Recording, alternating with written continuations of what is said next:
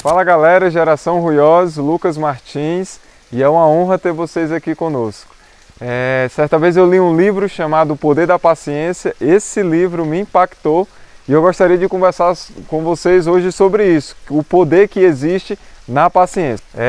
A autora do livro, ela dizia que estava fazendo uma pesquisa e nessa pesquisa ela começou a dizer para as pessoas que estava escrevendo um livro sobre paciência, e ela disse que a maioria das respostas que ela ouviu foi a seguinte, de que quando ela falava, olha, eu estou escrevendo um livro sobre paciência, e as pessoas geralmente diziam, tá aí, um negócio que eu preciso é de paciência. E quem não precisa de paciência, não é mesmo? E é sobre esse assunto que nós gostaríamos de conversar hoje, o poder que existe na paciência. Eu não sei se você já prestou atenção, mas na Bíblia existem várias perguntas. Existem perguntas que são tipo disciplinares, são aquelas perguntas que Deus faz, mas com um tato meio que repreensível. Lembra que quando Adão peca, ele faz uma pergunta para Adão? Adão, aonde você está? Isso é uma pergunta disciplinar. Deus já sabia onde Adão estava, mas Deus queria disciplinar Adão através dessa pergunta. A mesma coisa ele fez com Elias. Elias, né? Falando para Elias, o que fazes aqui, Elias?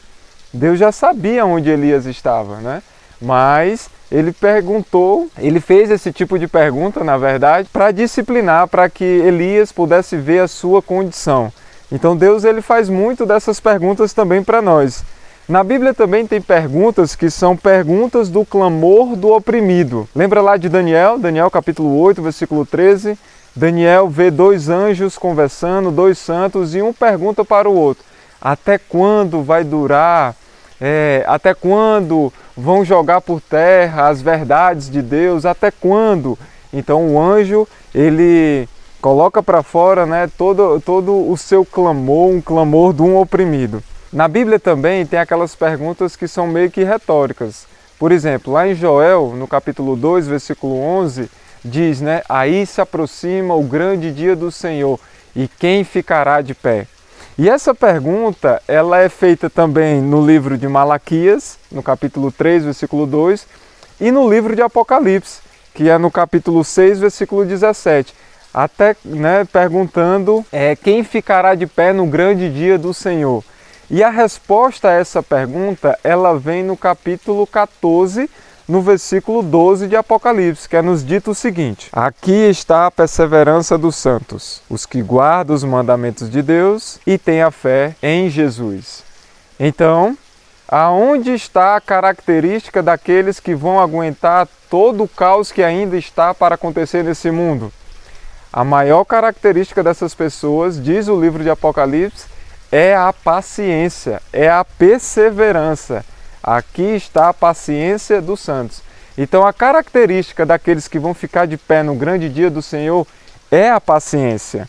A paciência, ela constantemente traz recompensas para nós com os frutos tanto da maturidade como também da sabedoria. A paciência, ela nos dá a capacidade emocional de reagir tanto com bondade como também com compaixão para com as pessoas. Sem paciência, nós não podemos aprender as lições que a vida nos ensina e não conseguiremos amadurecer. Para todo o processo da vida, nós precisamos ter paciência. E é interessante que quando nós começamos a cultivar o hábito da paciência, três coisas começam a existir na nossa vida. A primeira, nós começamos a ser pessoas mais persistentes. O que seria persistente? Aquela pessoa que tem um foco, que tem um objetivo. E isso geralmente só acontece com pessoas que têm paciência. Junto com a paciência também nós adquirimos a serenidade. O que seria isso? É viver uma vida sem distúrbios, sem agitação. Lembrando que nós não podemos confundir a persistência com teimosia e a serenidade com omissão. Nós também podemos adquirir algo com a paciência que é chamado de tolerância. A tolerância é aquela pessoa que suporta, que aceita, né, tanto os defeitos como também as opiniões das pessoas. Mas essa tolerância também não pode ser confundido com a cumplicidade. Bom, existem coisas na vida que realmente fazem com que a gente perca a paciência, com que a gente caia no pecado da impaciência. E o que seriam essas coisas? A primeira coisa que faz com que a gente perca a paciência e se torne pessoas impacientes é quando nós nos preocupamos demais com a nossa reputação. Se tem uma coisa que facilmente faz com que a gente perca a paciência é quando nós somos difamados. Eu não sei se você já foi difamado, eu não sei se você já passou por esse tipo de situação.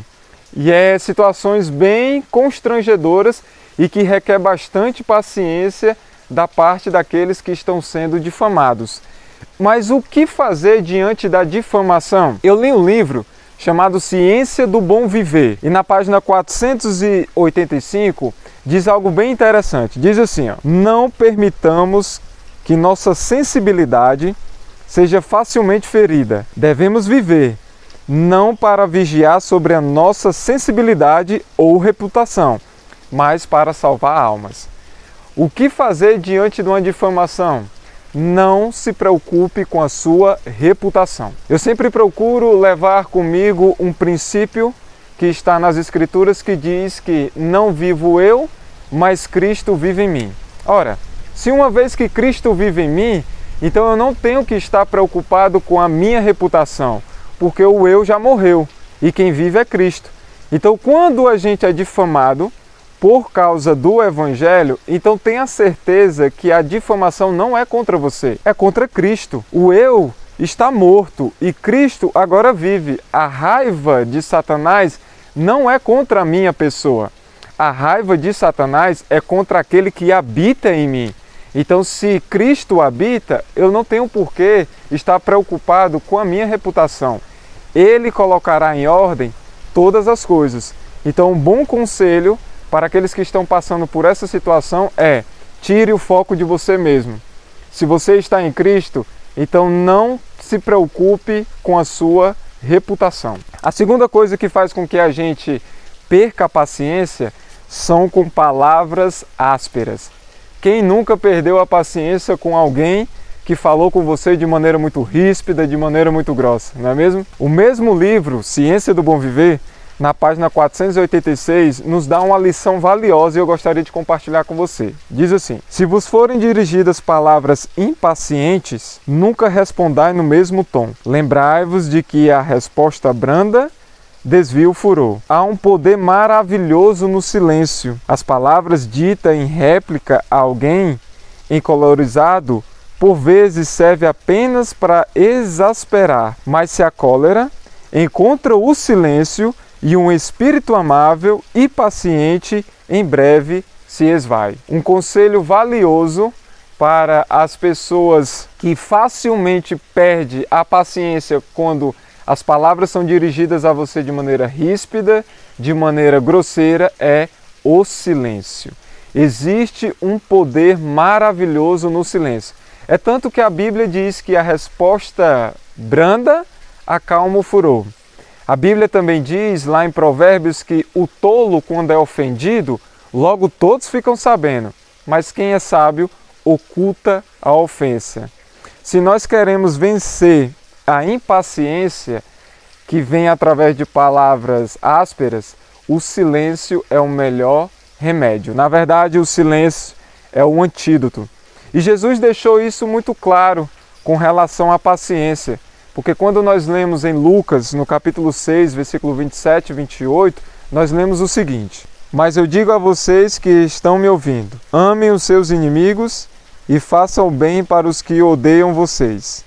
Desejem o bem para aqueles que os amaldiçoam e orem em favor daqueles que maltratam vocês.